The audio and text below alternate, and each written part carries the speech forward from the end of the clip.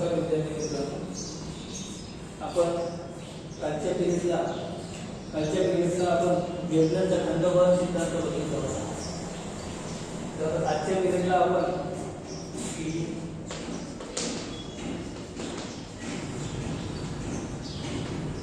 कालच्या पिरियडला या ठिकाणी वेव्हलेंथचा खंडोबा सिद्धांत बघितला होता व आजच्या पिरियडला आपण बघू भूपट्ट विवर्तनिकी सिद्धांत.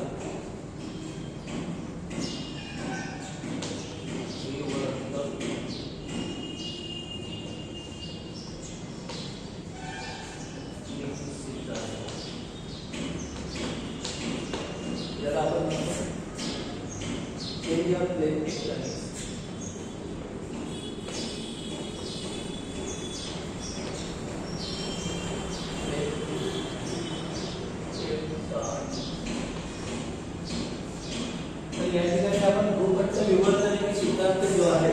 तर भूपट्ट विवर्तनिकी सिद्धांताच्या बाबतीमध्ये आपण या ठिकाणी माहिती बघणार आहोत. तर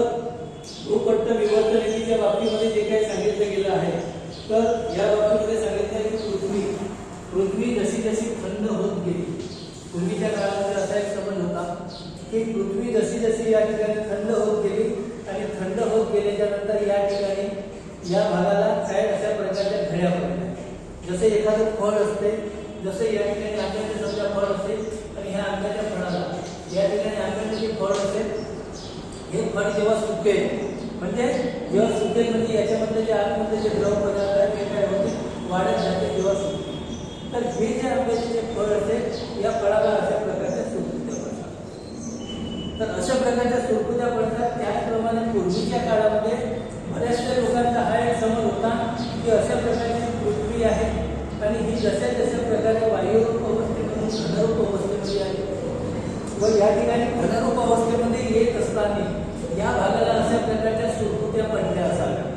व अशा प्रकारच्या सुरकुत्या पडल्या असाव्या आणि याच्यामधून खडीचे पर्वत घडीचे किंवा त्याला आपण वलीचे पर्वत म्हणतो तर अशा प्रकारे वलीचे पर्वत या ठिकाणी निर्माण झाले असावेत अशा प्रकारचा आपण लोकांचा समज. परंतु हा जो समज आहे हा या ठिकाणी आपण जो मांडलेला जे पूर्वीचा मुद्दा जे काही समज होता आपला तर हा समज पूर्णपणे चुकीचा आहे. कारण हा समज चुकीचा यासाठी आहे कारण जेव्हा ह्या भूपृष्ठाला जशा प्रकारच्या वळ्या पडल्या या ठिकाणी घड्या पडल्या असतील मग या घड्या पडल्याच्या नंतर भूपृष्ठावरती प्रत्येक ठिकाणी अशा प्रकारे वलीच्या पर्वतांची निर्मिती व्हायला पाहिजे होती. परंतु अशा प्रकारे कुठल्याही ठिकाणी जे वलीचे पर्वत निर्माण झालेले आहेत हे नेमक्या काही ठिकाणी अशा प्रकारे पर्वतांची निर्मिती झालेली आहे. जसं आपण भारताच्या संदर्भामध्ये बघितलं तर भारताच्या संदर्भामध्ये या ठिकाणी जर तुमचा पश्चिमेकडील भागामध्ये बघितलं तर या ठिकाणी सह्याद्री पर्वत, त्याच्यानंतर तुमच्या गावीकडे टेकड्या, अजिंठाचे डोंगर, वेरूळचे लेण्या हे जे काही डोंगर आहेत. त्याच्यानंतर आपण भारताच्या संदर्भात बघितलं तर या ठिकाणी भारताच्या संदर्भामध्ये या ठिकाणी उत्तर दिशेला आपला एक हिमालय पर्वत. बाकीचे मग जेव्हा हिमालय पर्वत या ठिकाणी उत्तरेला निर्माण झाला तर बाकीच्या ठिकाणी अशा प्रकारचे पर्वत का निर्माण झाले,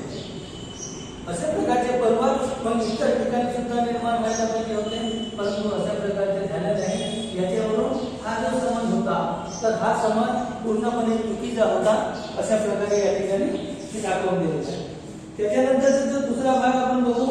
तर खंड जे आहे तर हे खंड आहेत हे सियाल आणि सीमा या दोन पदार्थांपासून तयार झालेले आहेत. मग जेव्हा खंड या ठिकाणी सियाल आणि सीमा तर या ठिकाणी जे सियाल आणि सीमा, सियाल म्हणजे या ठिकाणी सिलिका प्लस ॲल्युमिनियम म्हणून याला आपण सिलिका असं म्हणतो. तर सीमा सिलिका प्लस मॅग्नेशियम म्हणजे हे झाले सीमा आणि या ठिकाणी सिलिका प्लस ॲल्युमिनियम हे झाले सियाल. तर जे सीमा आहे तर हे सीमा जो भाग आहे हा सीमा वजनाने म्हणजे याची जी घनता आहे याची घनता जास्त आणि याची घनता जास्त आणि याची जी घनता आहे ती कमी आहे. म्हणजे जर वस्तुमानाचा जरी आपण विचार केला तर या ठिकाणी वस्तुमानाच्या दृष्टिकोनामधून जे या ठिकाणी जे सीमा आहे तर याचे वस्तुमान जास्त आहे त्याच्यामुळे त्याच्यामुळे आपण या ठिकाणी जर सागर असेल जे महासागर आहे तर महासागराचा जो तळभाग आहे हा तळभाग या ठिकाणी सीमापासून तयार झालेला असावा आणि या ठिकाणी सिया जे आहे म्हणजे तो खंडभाग आहे जे वेगवेगळे खंड निर्माण झालेले आहेत ते वेगवेगळे खंडभाग या ठिकाणी तराफ्याप्रमाणे जसा आपण तराफा ठेवला समजा पाण्यामध्ये किंवा समुद्रामध्ये जसं जहाज फिरत असतो जसं आपण पाण्यामध्ये किंवा नदीमध्ये आपण गेलो तर त्या ठिकाणी नाव फिरत असते असे प्रमाणे या ठिकाणी हे तराफ्याप्रमाणे जे खंड आहेत हे या ठिकाणी भरकटत असावे म्हणजे फिरत असावे असं एक समज साहजिकच या ठिकाणचे जे बेसाळ खडक आहे तर या बेसाळ खडकापासून यांचं वस्तुमान आपण मोजलं यांची घनता बघितली आणि या ठिकाणी आढळणारे जे वस्तुमान यांची घनता बघितली तर याची घनता जास्त आढळते कोणाच्या तुलनेत या ठिकाणी खंड भागामध्ये आढळणारे जे खनिज पदार्थ आहेत यांच्या तुलनेमध्ये याची घनता जास्त आढळते मग याची घनता जास्त आढळते आणि याची घनता कमी आहे त्याच्यामुळे कमी घनतेचे जे पदार्थ आहेत ते कमी घनतेचे पदार्थ वर असावेत आणि जास्त घनतेचे पदार्थ या ठिकाणी तळभागामध्ये असावेत अशा प्रकारचा एक समज निर्माण झाला आणि अशा प्रकारचा समज निर्माण झाल्यामुळे या ठिकाणी जे प्लेट्स आहेत जे वेगवेगळे अशा प्रकारचे जे भूपट्ट निर्माण झाले आपण आता त्याच्यात करू तर अशा प्रकारे सियाल आणि सीमा जे आहेत तर हे सियाल आणि सीमा तर सियाल आणि सीमा त्याच्यानंतर मग या ठिकाणी सांगितलं आहे की पृथ्वी या ठिकाणी ही जी पृथ्वी आहे मग ही पृथ्वी या ठिकाणी काय झालं जशी जशी ही थंड होत गेली ती पृथ्वी जशी जशी थंड होत गेली आणि या ठिकाणी वरची जी लेअर आहे ते अशा प्रकारची वरची लेअर याला या ठिकाणी तळे जमतात मग जेव्हा याला तळे जावं लागलं म्हणजे या ठिकाणी मधामध्ये क्रॅक झाले आणि ह्या जशा जशा क्रॅक झाल्या आणि या क्रॅक झाल्यानंतर या ठिकाणचा हा जो भूभाग असेल हा भूभाग अशा प्रकारे निर्माण झाला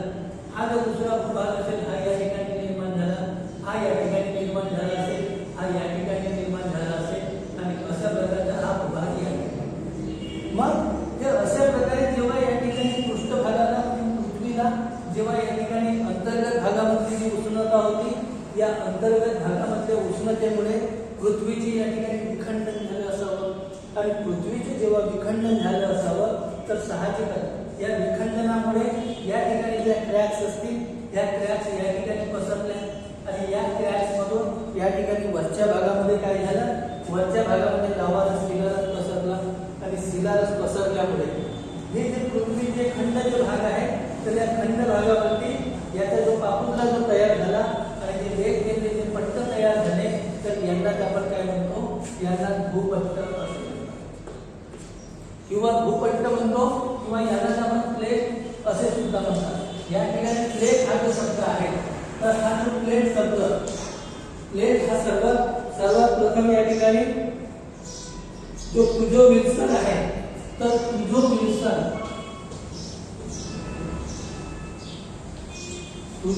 यांनी 1965 मध्ये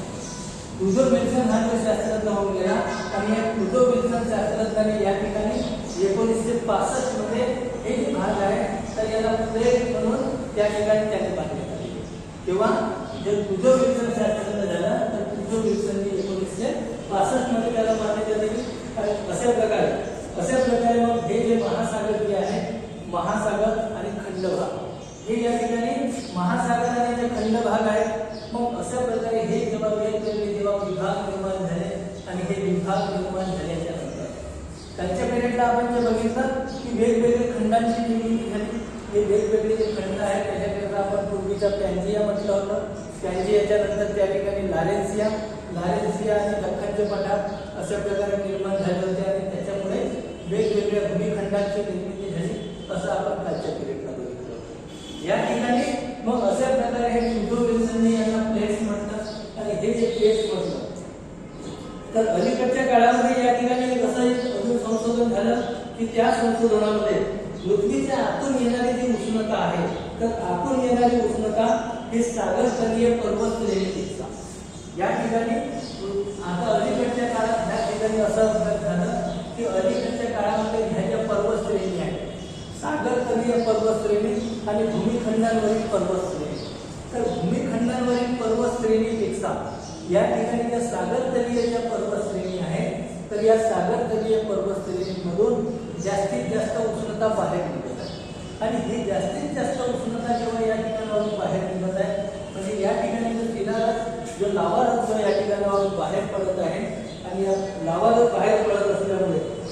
त्या ठिकाणी हे जे खंड आहेत ह्या ज्या प्लेट्स आहेत या प्लेट्स एका ठिकाणावरून दुसऱ्या ठिकाणी सरकत असल्याचं सागरी भागामध्ये जास्तीत जास्त दिसते।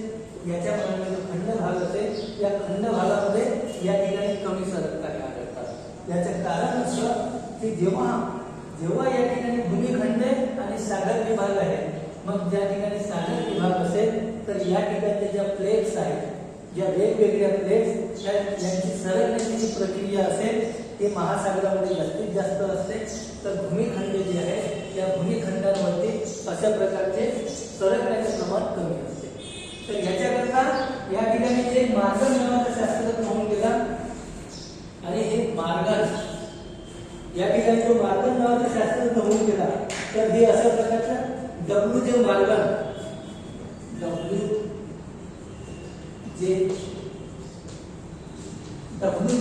जो एक शास्त्रज्ञ होऊन गेला तर याने 1967 मध्ये डब्ल्यू जे मार्गन याने 1967 मध्ये जे महासागरीय कटक आहेत आणि महासागरीय कटक आणि भूपट्टांच्या ज्या सीमा आहेत महासागरीय कटक आणि भूपट्टांच्या सीमा तयार होतात आणि यांच्या जे महासागरीय कटक आणि भूपट्टांच्या सीमा महासागर आणि भूपट्ट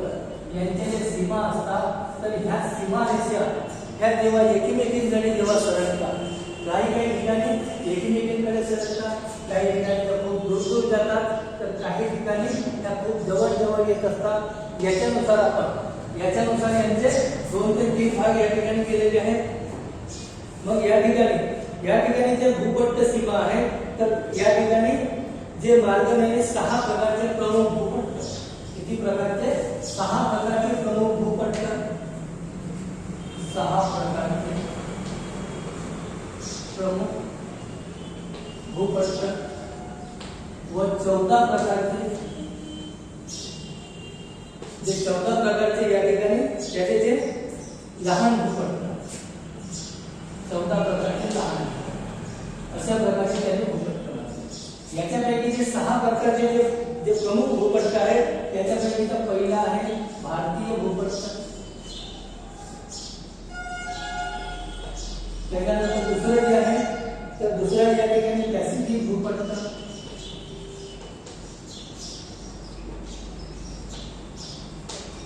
त्याच्यानंतर तिसरा जो आहे तर तिसरा या ठिकाणी अमेरिकन भूपट्ट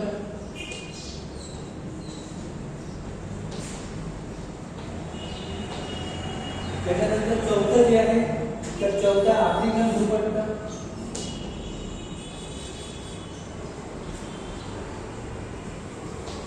त्याच्यानंतर पाचवा जो भाग आहे तर पाचवा आहे या ठिकाणी युरेशियन भूपट्ट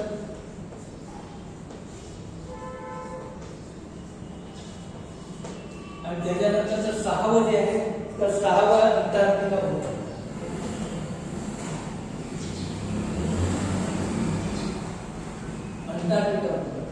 अशा प्रकारचे हे 6 प्रकारचे जे मुख्य जे भूपट्ट आहेत तर या 6 प्रकारचे मुख्य भूपट्ट याच्या व्यतिरिक्त अरेबियन भूपट्ट त्याच्यानंतर कॅरेबियन भूपट्ट सोनाली भूपट्ट त्याच्यानंतर काकरोज भूपट्ट आणि पूर्व पॅसिफिक भूपट्ट अशा प्रकारचे एकूण जे आपण या ठिकाणी पृथ्वीच्या संदर्भामध्ये आपण जसं बघितलं तर या अशा प्रकारची आकृती आहे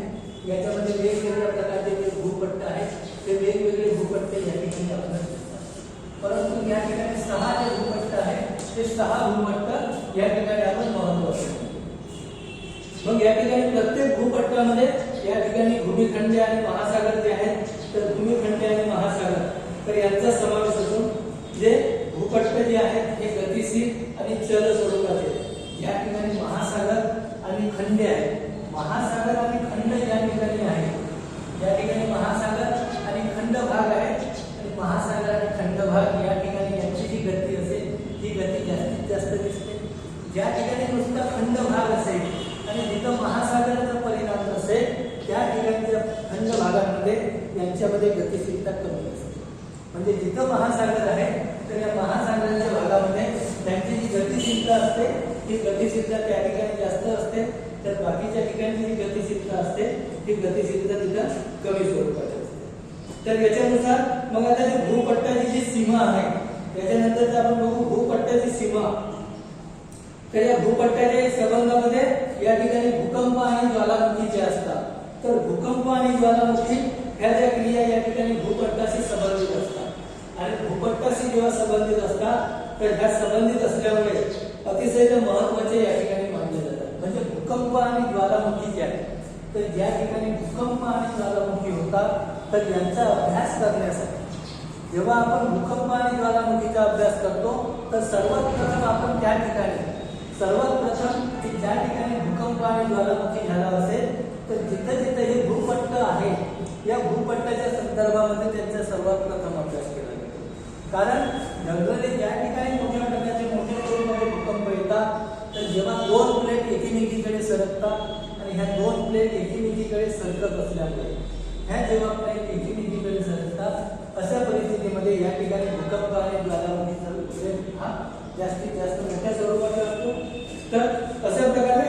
जे हालचाली किंवा त्यांचे जे स्वरूप आहे तर भूपट्ट या ठिकाणी भूकंप आणि ज्वालामुखी जे आहे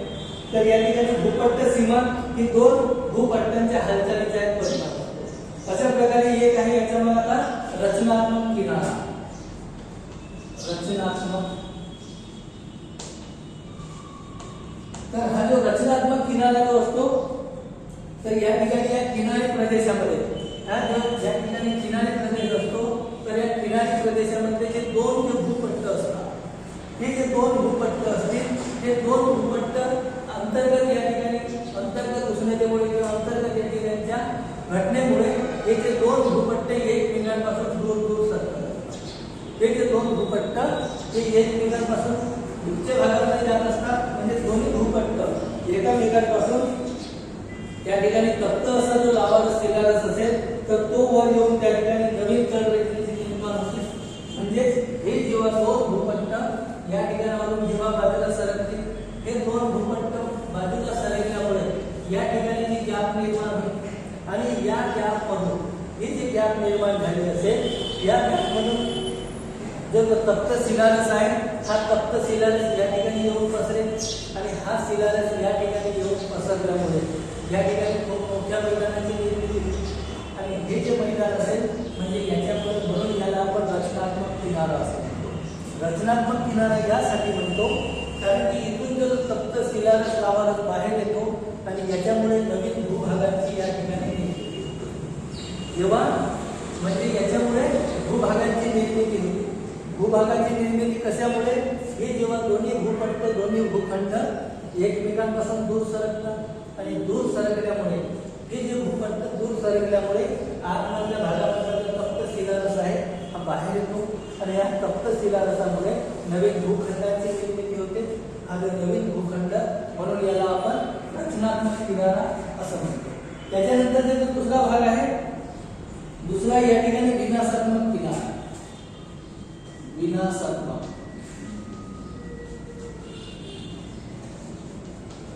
तर हा जो विनाशात्मक किनारा जो असतो हे या ठिकाणी मी म्हटलं की दोन भूपट्ट दूर दूर सरकतात. हे दोन भूपट्ट दूर दूर सरकतात कुठं रचनात्मक किनाऱ्यामध्ये. जेव्हा हे अशा प्रकारचे जे दोन भूपट्ट असतात हे जेव्हा एकमेकांकडे सरकतात हे दोन भूपट्ट एकमेकांकडे सरकल्यामुळे यांच्या ठिकाणी जी सीमा निर्माण होते जी जसे लढाईमध्ये दोन बाजूचे सैन्य जेव्हा एकमेकांच्या समोर उभे राहतात हा जो आपण प्रकार आहे हा आपण आघाडीमध्ये बघितला. जेव्हा या ठिकाणी वातावरणामध्ये जी आघाडी निर्माण होते जेव्हा वेगवेगळ्या वायुराशी एकत्रित येतात आणि ह्या वायुराशी एकत्रित आल्यानंतर जी वजनाने जड वायुराशी असेल ती आतमध्ये घुसण्याचा प्रयत्न करते तर वजनाने जी हलकी असेल ती वर जाण्याचा प्रयत्न करते. सेम या ठिकाणी हे जेव्हा दोन भूपट्ट या ठिकाणी एकत्रित आल्यानंतर जो भूपट्ट असेल जो वजनाने जड असेल हा या ठिकाणी खाली घुसण्याचा प्रयत्न करेल तर जो वजनाने हलका जो भूपट्ट असेल हा वजनाने हलका भूपट्ट या ठिकाणी त्याच्या वर चढण्याचा प्रयत्न करेल. म्हणजे हा भूपट्ट खाली आणि एक भूपट्ट त्याच्या वर असतो. असे टच झाल्यानंतर हा जो किनारपट्टी असेल, हा किनारपट्टीचा भाग या ठिकाणी खचला जातो आणि हा जो किनारा असेल, हा जो किनारपट्टीचा भाग असेल याची या ठिकाणी नासधूस होते, याची सुद्धा या ठिकाणी नासधूस होते. अशा प्रकारे याच्यामुळे काय होते की त्या ठिकाणी कुठल्याही भागाची निर्मिती न होता तर अशा प्रकारे याच्यामुळे काय होते, या ठिकाणी खोल गर्तांची निर्मिती झालेली असते. जेव्हा हा भूभाग या ठिकाणावर वर जातो आणि हा भूभाग जेव्हा खाली येतो, भूभाग वर आणि खाली गेल्यामुळे या ठिकाणी खोल गर्तांची निर्मिती होते. म्हणून अशा प्रकारच्या पॅसिफिक महासागरामध्ये आपण गर्ता बघितल्या तर सर्वात मोठी गर्त या ठिकाणी मरियाना गर्ता जी आहे ही पॅसिफिक महासागरामध्ये दिसते. आणि ही पॅसिफिक महासागरामध्ये ज्या गर्ता निर्माण झालेल्या आहेत, सर्वात जास्त ज्या गर्ता आहेत त्या पॅसिफिक महासागरात आहेत. आणि पॅसिफिक भूपट्ट जे आहे या ठिकाणी पॅसिफिक भूपट्ट हे तर पॅसिफिक भूपट्ट या ठिकाणी कुठल्याही प्रकारचा भूभाग त्या ठिकाणी अशा प्रकारचा नसून ते पॅसिफिक महासागरामध्ये जे भूपट्ट आहेत तर याच्यामुळे या ठिकाणी गर्तांची निर्मिती झालेली दिसते. त्याच्यानंतर जो तिसरा भाग आहे या ठिकाणी तो संरचनात्मक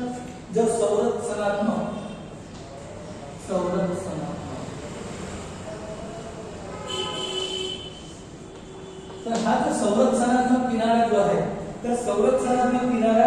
अशा प्रकारे हे जे दोन भूपट्ट एकमेकांपासून दूर सरकतात. जेव्हा दोन भूपट्ट एकमेकांपासून दूर सरकतात आणि या दूर सरकल्यामुळे या ठिकाणी दोन भूपट्ट जसेचे तसे सरकतात आणि या ठिकाणी अशा प्रकारे कुठल्याही प्रकारची हानी होत नाही. किंवा या ठिकाणावर शिलारस असेल,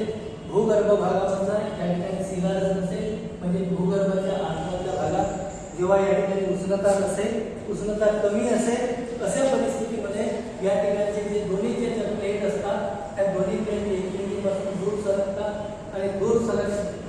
सरकल्यामुळे या ठिकाणी जे दोन भूभागामधलं अंतर असेल हे अंतर वाढत जाते. आणि हे जसे अंतर वाढत जाते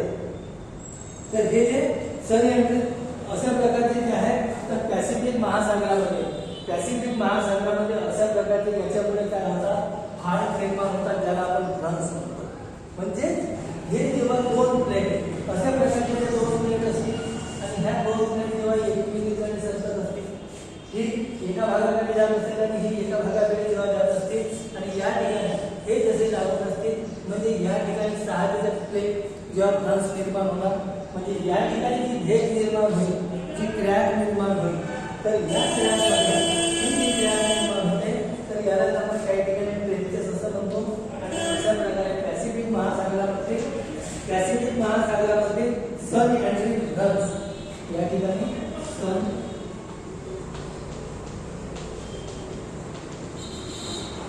सन यांत्रिक भ्रंश जो आहे तर हा सन यांत्रिक भ्रंश अशा प्रकारे या ठिकाणी निर्माण झाले.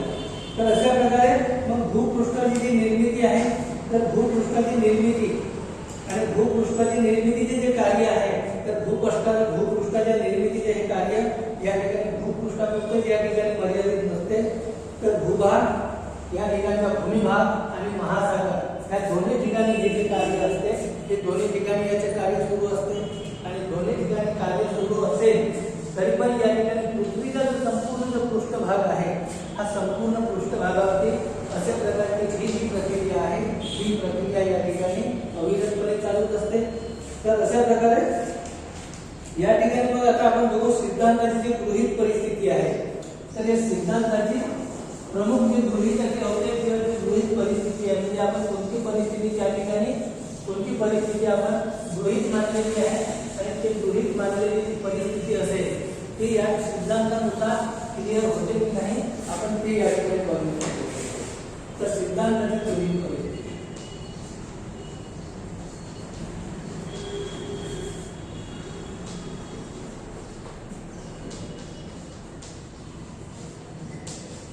सिद्धांताची गृहीत परिस्थिती मानत असताना या ठिकाणी जो पहिला जो भाग आहे तर याचं पहिलं जे गृहीतक होतं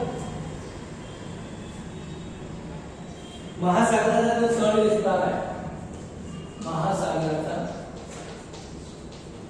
तळ विस्तार, महासागराचा जो हा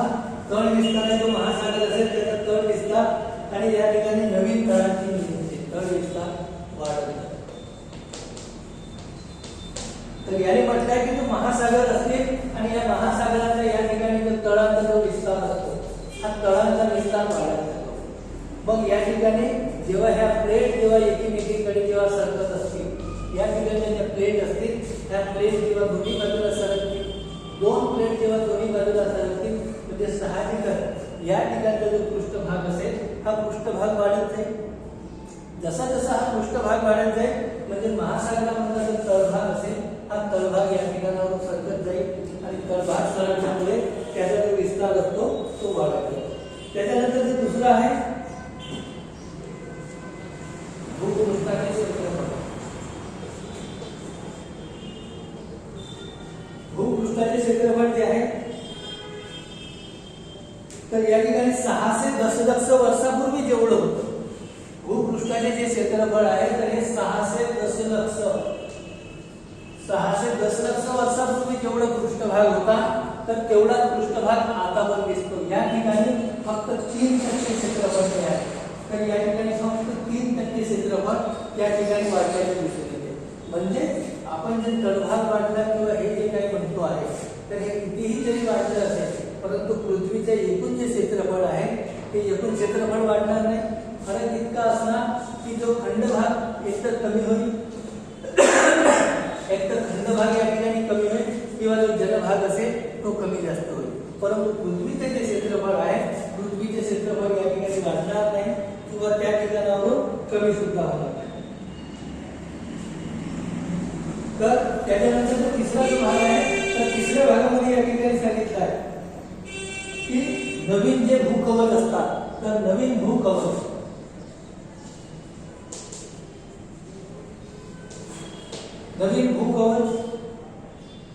हे भूपट्टाचा हा या ठिकाणी भूपट्टाचा भाग असतो. नवीन भूकवच हा भूपट्टाचा या ठिकाणी भाग असतो. त्या ठिकाणी भूकवच व महासागर यांचा समावेश असतो. भूपट्टा आणि महासागर जे आहे तर यांचाच या ठिकाणी समावेश असतो. बरोबर. हे जे या ठिकाणी हे जे भूमिखंड आणि महासागर जे आहे तर कुठल्याही प्रकारच्या प्लेट जरी सरकत गेल्या त्या प्लेट जरी एकमेकींकडे सरकल्या असतील तरी पण त्या ठिकाणी त्यांच्यामध्ये जो फरक आहे फक्त एकतर एखाद्याचा भाग कमी होईल, एखाद्याचे क्षेत्रफळ वाढलेलं असेल तर एखाद्याचे क्षेत्रफळ त्या ठिकाणी कमी असेल. त्याच्यानंतर जे चौथं पॉईंट आहे की जे काही भूपट्ट आहे पूर्णपणे महासागरीय कवचाने बनलेले असतात. काही भूपट्ट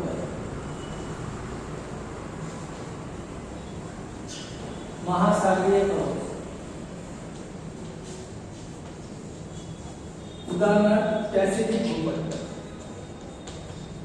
जो पॅसिफिक भूपट्ट आहे तर पॅसिफिक भूपट्ट आपण बघितलं तर उत्तर अमेरिका आणि दक्षिण अमेरिका, त्याच्यानंतर आपण उत्तर अमेरिका आणि दक्षिण अमेरिकेचा जो संपूर्ण भाग आहे या संपूर्ण भागाला लागून या ठिकाणी जो पॅसिफिक भूपट्ट आहे हा संपूर्ण पॅसिफिक भूपट्ट म्हणजे असं नाही की नुसता भूमिखंडाचा या ठिकाणी भूपट्ट तयार होतात तर त्या ठिकाणी जलभाग सुद्धा असेल. त्या जलभागांचा सुद्धा म्हणजे महासागराचे सुद्धा स्पेशल अशा प्रकारचे जे भूपट्ट आहेत तर ते स्पेशल भूपट्ट त्या ठिकाणी तयार होतात. त्याच्यानंतर जेव्हा एक भूपट्ट त्याच्यानंतर पाचवा जो आहे जेव्हा एक भूपट्ट दुसऱ्या भूपट्टाच्या खाली झळकतो हे जे म्हणतात हा जेव्हा या ठिकाणी एक भूपट्ट हा जेव्हा दुसऱ्या भूपट्टाच्या खाली सरकतो, एक भूपट्ट जेव्हा दुसऱ्या भूपट्टाच्या खाली सरकतो आणि या ठिकाणी जी काही या भागाची जी काही काय होते जेव्हा नुकसान होत असते तर ही नुकसान होते याला आपण अवनती असे म्हणतो. मग अवनती म्हणजे जेव्हा एक भूपट्ट दुसऱ्या भूपट्टाच्या खाली जेव्हा आतमध्ये जेव्हा घुसण्याचा प्रयत्न करत असेल आणि अशा परिस्थितीमुळे जी परिस्थिती निर्माण होते जे नासधूस होते तर त्याला या ठिकाणी अवनती असे म्हणतात. अवनती म्हणजे या ठिकाणी खाली जाते. तर अशा प्रकारचे मग त्याच्यानंतरचं मग हे अशा प्रकारचे त्यांनी गृहीतक मांडले होते आणि हे गृहीतक त्यांनी या सिद्धांतामध्ये पूर्ण करण्याचा प्रयत्न केला. त्याच्यानंतर मग हे जे सिद्धांत आहे त्या सिद्धांतावरती या ठिकाणी आक्षेप घेण्यात आले. कोणते आक्षेप घेण्यात आलेले आहेत ते आपण या ठिकाणी आक्षेप करू. तर आपण हे जे आक्षेप घेत असताना अशा प्रकारचे कितीतरी वर्षापूर्वी हा जेव्हा सिद्धांत या ठिकाणी मांडला गेला, जेव्हा या सिद्धांताला 20 वर्ष पूर्णपणे जरी झाले असतील, पूर्णपणे 20 ते 30 वर्ष झाले असतील, तरी पण या सिद्धांतानुसार पूर्ण जे आपल्याकडे तथ्य आहे, तर पूर्णपणे आपल्या ज्या शंका आहेत त्या पूर्णपणे शंका या ठिकाणी समाधानकारक वाटत नाही. ज्या काही शंका आपल्या मनामध्ये येत आहेत त्या शंकांचं पूर्णपणे निराकरण झालेलं नाही. याच्यामधला जो पहिला जो या ठिकाणी याच्यावरती जो आक्षेप घेण्यात आलेला आहे, तर हा आक्षेप जे भूकवच विस्ताराची जी लांबी सांगितली आहे, या ठिकाणी भूकवच विस्ताराची लांबी, तरी भूकवच विस्ताराची लांबी या ठिकाणी महासागरीय भागापेक्षा या ठिकाणी महासागरीय भागापेक्षा भूखंडांची जास्तीत जास्त सांगितलेली आहे. आणि ही जी सांगितलेली आहे ही त्यांच्या मतानुसार या ठिकाणी फक्त लांबी ही 1 ते 5 सेंटीमीटर, म्हणजे निर्मितीच्या प्रमाणापेक्षा या ठिकाणी निर्मितीच्या प्रमाणापेक्षा विनाशाचे जे प्रमाण आहे, तर विनाशाचे प्रमाण या ठिकाणी जास्तीत जास्त सांगितले. हा जेव्हा या ठिकाणी विनाश होतो, तर या विनाशाचे प्रमाण यांचे जास्त सांगितलं आहे, तर याच्यापासून निर्मितीचे जे प्रमाण आहे, तर हे निर्मितीचे प्रमाण कमी आणि विनाशाचे जे प्रमाण आहे, तर विनाशाचे प्रमाण या ठिकाणी जास्तीत जास्त सांगितलं आहे. अशा प्रकारचा आहे पहिला आक्षेप. त्याच्यानंतर जो दुसरा आक्षेप घेण्यात आलेला आहे, या ठिकाणी विनाशाचे अवनतीचे जे कारण आहे, तर हे अवनतीचे कारण फक्त या ठिकाणी कुठं सांगितलेलं आहे, अवनतीचे कारण फक्त पॅसिफिक महासागरामध्ये सांगितलं आहे. परंतु अशा प्रकारची ही जी अवनतीची प्रक्रिया आहे ही संपूर्ण महासागरांमध्ये होत असते. जसं पॅसिफिक महासागर आहे, अटलांटिक महासागर आहे, तर अटलांटिक महासागराचा या ठिकाणी कुठल्याही प्रकारचा या ठिकाणी उल्लेख केलेला नाही. तर या ठिकाणी फक्त पॅसिफिक महासागर जे आहे, तर पॅसिफिक महासागरामध्ये अशा प्रकारे अवनतीच्या घटना होत आहेत, अशा प्रकारचे या ठिकाणी सांगितलं. त्याच्यानंतर या ठिकाणी जे सांगितलं, जो तिसरा जो पॉइंट आहे, तर काही जे भूपट्ट आहेत जे विरोधी दिशेने सरकलेले या ठिकाणी आढळतात. तर जे विरोधी दिशेने सरकलेले आढळतात हे या ठिकाणी असक्तीप्राय असल्याचे त्यांनी सांगितले, की जेव्हा दोन भूपट्ट एकमेकांपासून जे दूर सरकतात, तर हे दूर सरकण्यामागची काय प्रक्रिया आहे, हे का म्हणून या ठिकाणावरून दूर सरकतात, यांच्यामध्ये अशा प्रकारे कुठल्या प्रकारची घटना घडली की ज्याच्यामध्ये हे दोन भूपट्ट एकमेकांपासून दूर सरकत आहेत. तर याचे या ठिकाणी पूर्णपणे क्लरिफिकेशन जे आहे, पूर्णपणे क्लरिफिकेशन जे दिलेलं आहे. तर अशा प्रकारे हे जे भूपट्ट विवर्तनिकी जे सिद्धांत या ठिकाणी जो मांडला आहे, तर हा पूर्णपणे या ठिकाणी तार्किक स्वरूपाचा मांडलेला आहे. तार्किक आणि अशा प्रकारचे हे असावे, अशा प्रकारचा आपण त्याच्यामुळे हा जो सिद्धांत जो आहे, हा एक सिद्धांत या ठिकाणी ज्याला आपण क्रांतिकारक म्हणू शकतो. आणि हे क्रांतिकारक दिशेने जे टाकलेले जे पाऊल आहे, त्याच्यामुळे या ठिकाणी 30 वर्षांमध्ये जे पृथ्वीचे जे प्रमुख वैशिष्ट्य आहेत, तर या पृथ्वीच्या प्रमुख वैशिष्ट्यांचा सहसंबंध स्पष्ट करण्यासाठी जो यांच्यामधलं जे पृथ्वीचे जे वैशिष्ट्य आहेत, तर पृथ्वीच्या वैशिष्ट्यामध्ये आढळणारे जे सहसंबंध असतात. सपोज या ठिकाणी जेव्हा एखाद्या ठिकाणी भूकंप होतो किंवा ज्वालामुखीचा उद्रेक होतो, मग तो त्याच ठिकाणी का झाला, हा त्याच ठिकाणी जिथे झालेला असेल, मग याच्यावरून आपण वेगवेगळे अंदाज लावतो. आणि या वेगवेगळ्या अंदाजानुसार या ठिकाणी आपण एक तर्क लावतो. या तर्कानुसार आपण काय करत असतो, समोरची जी दिशा असेल ती समोरची दिशा आपण या ठिकाणी ठरवतो. परंतु या ठिकाणी जगातील जे भूकंप आणि ज्वालामुखीचे जे कारण आहे, हे कारण या सिद्धांतावर आपण स्पष्ट करण्यासाठी हा खूप महत्वाचा आहे. तर अशा प्रकारे या सिद्धांतामुळे आपण जे विचार करतो, तर हा विचार करण्यासाठी याला एक आपल्याला नवीन दिशा मिळालेली आहे. आणि नवीन दिशा अशा प्रकारे हा आपण या ठिकाणी भूपट्ट विवर्तनिकी सिद्धांत जो आहे हा भाग संपलेला आहे.